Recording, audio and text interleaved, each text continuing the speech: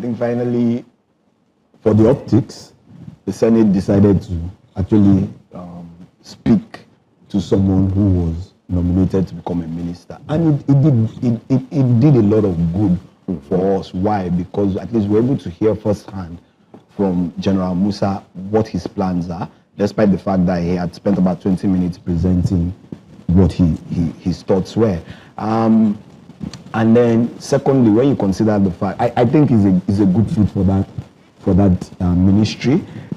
He just left as the Chief of Defense Staff, so there's still, he's going to be working with people who he has worked with.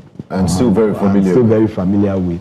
And also because of the fact of his knowledge about security, which is something that, well, maybe I'm going too far, but I don't think the last Minister of Defense had that insight and in-depth. But for General Musa, I think he is a good fit.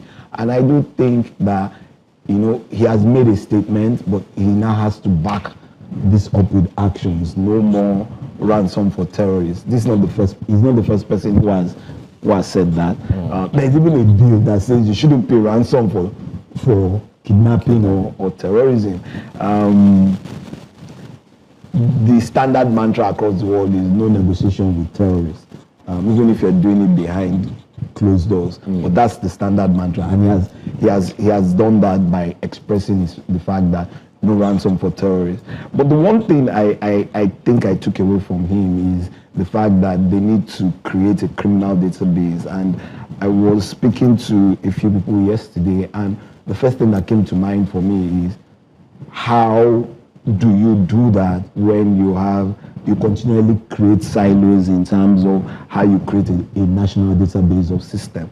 I think if that needs to be done, the first thing, in my own opinion, and what should be done or how they should go about it, is getting the NIN system working more efficiently, and then integrating all these silos in terms of database, in terms of data information in different silos to connect to that central position.